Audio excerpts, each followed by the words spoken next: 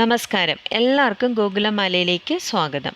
രക്തബീജവധത്തെക്കുറിച്ച് ദേവി മഹാത്മ്യം അധ്യായം 8 വിവരിക്കുന്നത്. രംഭയുടെ പത്നി മഹിഷ അഗ്നിയിൽ ചാടി ആത്മഹത്യ ചെയ്തിരുന്നു.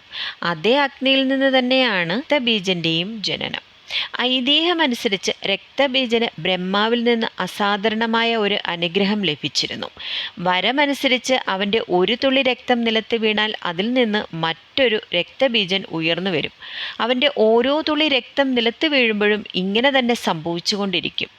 അവൻ ഒരു അസുരനായതിനാൽ അവൻ വരം ഏറ്റവും ക്രൂരമായി തന്നെ ഉപയോഗിക്കുകയും സാധാരണക്കാർക്കും ഋഷിമാർക്കും ദേവന്മാർക്കും എല്ലാം ജീവിതം നരകമാക്കുകയും ചെയ്തു. ചണ്ടമുണ്ട ദാനവന്മാരുടെ സമ്പൂർണ്ണ നാശത്തിൽ തളരാതെ ശുംഭനിശുംഭന്മാർ രക്തബീജനെ വലിയൊരു സൈന്യത്തിൻ്റെ കൂടെ കാളിദേവിയെ ആക്രമിക്കുവാനായി അയച്ചു. അതികഠിനമായ ആ സൈന്യത്തിൻ്റെ സമീപനം കണ്ട് ചണ്ഡികാദേവി തൻ്റെ വില്ലിൻ്റെ അനുരണനത്താൽ ഭൂമിക്കും ആകാശത്തിനും ഇടയിലുള്ള ഇടം വളരെ ശബ്ദഘോഷത്തോടുകൂടി നിറച്ചു. അപ്പോൾ ദേവിയുടെ സിംഹം കാതടിപ്പിക്കുന്ന ഒരു ഗർജനം പുറപ്പെടുവിച്ചു. അംബിക തൻ്റെ മുഴങ്ങുന്ന മണി കൊണ്ട് ശബ്ദമുയർത്തി. വില്ലു, വണ്ടി, സിംഹം, മണി, സൈന്യങ്ങളുടെ ആരവം എല്ലാം തന്നെ ദേവിയുടെ ഭയാനകമായ അലർച്ചയിൽ മുങ്ങിപ്പോയി. ബഹളം കേട്ട് കോപാകുലരായ രാക്ഷസ സൈന്യങ്ങൾ ദേവിയെയും ദേവിയുടെ സിംഹത്തെയും കാളിദേവിയെയും 4 വശത്തു നിന്നും വളഞ്ഞു തുടങ്ങി. ആ നിമിഷം തന്നെ ദേവന്മാരുടെയും മാനവരുടെയും ഈ പ്രപഞ്ചത്തിൻ്റെയും സംരക്ഷണം ഉറപ്പാക്കുവാനായി ധീരരും ശക്തരുമായ ശക്തികളെ, ദേവന്മാരുടെ മൂർത്തിഭാവമുള്ള ശക്തികളെ, ബ്രഹ്മാവിൻ്റെയും ശിവൻ്റെയും സ്കന്ദൻ്റെയും വിഷ്ണുവിൻ്റെയും ഇന്ദ്രൻ്റെയും അംശങ്ങൾ ദേവിമാരായി രൂപാന്തരം പ്രാപിച്ചു. ബ്രഹ്മാവിൻ്റെ ശക്തി പ്രാർത്ഥനാമണികളും കയ്യിൽ വെള്ളപ്പാത്രവുമായി പുറപ്പെട്ടു. ദേവിയെ ബ്രാഹ്മണി എന്ന് വിളിച്ചു. ഏറ്റവും നല്ല ത്രിശൂലവും സർപ്പങ്ങളെ വളകളായി ധരിച്ച് ചന്ദ്രക്കലയും ധരിച്ച് കാളയുടെ പുറത്ത് മഹേശ്വരി എത്തി. യുദ്ധദേവന്റെ രൂപവും നല്ല മയിലിൻ്റെ സവാരിയുമുള്ള അംബിക കയ്യിൽ കുന്തവുമായി അസുരന്മാരെ നേരിടാൻ കൗമാരിയായി പുറപ്പെട്ടു.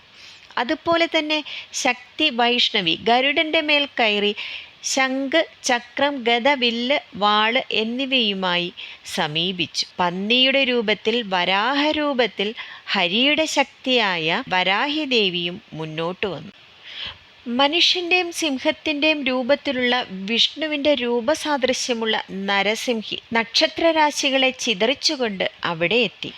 ഇന്ദ്രനെപ്പോലെ 1000 കണ്ണുള്ളതും അതുപോലെ കയ്യിൽ ഇടിമുഴക്കവുമായി ഐന്ദ്രിയും ആനകളുടെ അധിപന്റെ മേൽ കയറി വന്നു.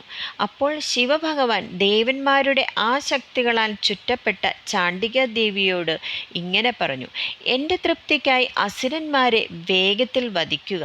അപ്പോൾ ദേവിയുടെ ശരീരത്തിൽ നിന്നും ചണ്ഡികയുടെ സ്വന്തം ഭയങ്കരമായ ശക്തി ദേവിയുടെ ക്രോധത്തിൽ ക്രൂരവുമായ 100 കുറുക്കന്മാരെ പോലെ അലറുന്നതുമായ ഒരു ശബ്ദം പുറപ്പെടുവിച്ചു. ദേവി ശിവഭഗവാനോട് ആവശ്യപ്പെട്ടു: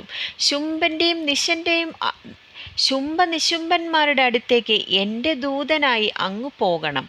അഹങ്കാരികളായ ആ 2 അസുരന്മാരെയും യുദ്ധത്തിനായി കുടിയിരിക്കുന്ന മറ്റ് അസുരന്മാരോടും എൻ്റെ ആവശ്യം പറയണം.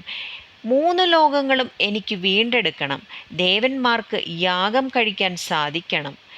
മനുഷ്യർക്ക് സമാധാനമായി ജീവിക്കുവാൻ അവസരമുണ്ടാകണം. ദേവി ശിവഭഗവാനെ തൻ്റെ ദൂതനായി നിയമിച്ചതിനാൽ ദേവി ഈ ലോകത്ത് ശിവദൂതി എന്നും അറിയപ്പെടുന്നുണ്ട്. എന്നാൽ ശിവഭഗവാന്റെ ദൂത് ശുംഭനിശുംഭന്മാരിൽ അതിയായ കോപമാണ് ഉണ്ടാക്കിയത്. അവർ യുദ്ധത്തിന് തയ്യാറായി ദേവിയോട് അടുത്തു. രക്തബീജന്റെ സൈന്യം എല്ലാവരും തന്നെ പേടിച്ച് ഓടിപ്പോകുമ്പോൾ രക്തബീജൻ അതികോപത്തോടെ യുദ്ധം ചെയ്യുവാനായി ദേവിയുടെ അടുത്തേക്ക് പോയി. അവൻ്റെ ശരീരത്തിൽ നിന്ന് ഒരു തുള്ളി രക്തം നിലത്ത് വീഴുമ്പോഴെല്ലാം ഭൂമിയിൽ നിന്ന് സമാനമായ ഒരു അസുരൻ ഉയർന്നു വന്നു. കയ്യിൽ ഗദയുമായി മഹാനായ അസുരൻ ഇന്ദ്രന്റെ ശക്തിയുമായി യുദ്ധം ചെയ്തു. അപ്പോൾ ഐന്ദ്രി തന്റെ ഇടിമുഴക്കത്താൽ രക്തബീജനെ അടിച്ചു. പ്രഹരമേറ്റ അസുരനിൽ നിന്ന് രക്തം പ്രവഹിച്ചു. ആ രക്തത്തിൽ നിന്ന് ഒരേ രൂപവും വീര്യവുമുള്ള യോദ്ധാക്കൾ ഉയർന്നു വന്നു. വൈഷ്ണവി ദേവി തന്റെ ചക്രം കൊണ്ടും കുന്തം കൊണ്ട് കൗമാരി ദേവിയും വാളുകൊണ്ട് വരാഹി ദേവിയും ത്രിശൂലവുമായി മഹേശ്വരിയും ഈ അസുരനെ പ്രഹരിച്ചു. എന്നാൽ ഓരോ പ്രഹരവും ഉണ്ടാകുമ്പോൾ ഉതിർന്നു വീഴുന്ന രക്തത്തുള്ളികളിൽ നിന്ന് ആയിരക്കണക്കിന് അസുരന്മാർ ഉയർന്നു വന്നു. ഇങ്ങനെ ഉയർന്നു വരുന്ന രക്തബീജന്മാരുടെ എണ്ണം കൂടിക്കൂടി വന്നുകൊണ്ടേയിരുന്നു. അപ്പോൾ ചാണ്ഡികാദേവി പൊട്ടിച്ചിരിച്ചുകൊണ്ട് കാളിദേവിയോട് പറഞ്ഞു, ഏ കാളിദേവി, നിന്റെ വാ തുറന്ന് എൻ്റെ ആയുധങ്ങളുടെ പ്രഹരങ്ങളിൽ നിന്നുള്ള രക്തത്തുള്ളികൾ വേഗത്തിൽ കുടിക്കുകയും അതിൽ നിന്ന് ജനിച്ച ഈ മഹാനായ അസുരന്മാരെ അപ്പോൾ തന്നെ നീ വിഴുങ്ങുകയും ചെയ്യുക. യുദ്ധക്കളത്തിൽ ചുറ്റി നടന്ന് രക്തബീജനിൽ നിന്ന് ഉദ്ഭവിച്ച മഹാഭൂതങ്ങളെ വിഴുങ്ങുക.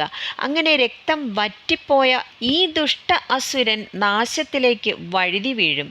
നിങ്ങൾ ആ ഉഗ്രനായ അസുരന്മാരെ നശിപ്പിക്കുമ്പോൾ മറ്റുള്ളവർ പിന്നീട് ഉണ്ടാവുകയില്ല. ഇപ്രകാരം സംസാരിച്ച ശേഷം ദേവി രക്തബീജനെ കുന്തം കൊണ്ട് ആക്രമിച്ചു. കാളിദേവി അവന്റെ രക്തം വാരിയെടുത്തു. രക്തബീജൻ തന്റെ ഗദയുമായി ചണ്ഡികാദേവിക്കു നേരെ തിരിഞ്ഞു. പക്ഷെ അവന്റെ ഒരു അടവും ദേവിയുടെ അടുത്ത് ചിലവായില്ല. അവന്റെ അടിയേറ്റ ശരീരത്തിൽ നിന്ന് രക്തം എല്ലാ ദിശകളിലേക്കും ധാരാളമായി ഒഴുകി. ദേവിയുടെ വായ് കൊണ്ട് അതിനെ വിഴുങ്ങി. രക്തബീജന്റെ രക്തം കുടിക്കുമ്പോഴും ദേവിയുടെ വായ്ക്കുള്ളിൽ ആ പ്രവാഹത്തിൽ നിന്നു പോലും ഈ അസുരൻ വീണ്ടും വീണ്ടും ഉയർത്തു വരുന്നുണ്ടായിരുന്നു. എന്നാൽ കാളിദേവി തൻ്റെ വായുടെ ഒരു ചുണ്ട് ആകാശത്തോളം ഉയർത്തി താഴത്തെ ചുണ്ട് ഭൂമിയിലേക്ക് താഴ്ത്തുകയും ചെയ്തു. ദശലക്ഷക്കണക്കിന് രക്തബീജന്മാരുടെ രക്തച്ചൊരിച്ചിലുകൾ ഒറ്റയടിക്ക് ഉണങ്ങുകയും യഥാർത്ഥ മാതൃക കൂടാതെ മുഴുവൻ സൈന്യവും നശിപ്പിക്കപ്പെടുകയും ചെയ്തു. അങ്ങനെ രക്തബീജനും വ്യാജ രക്തബീജന്മാരെയും കാളിദേവി നശിപ്പിച്ചു.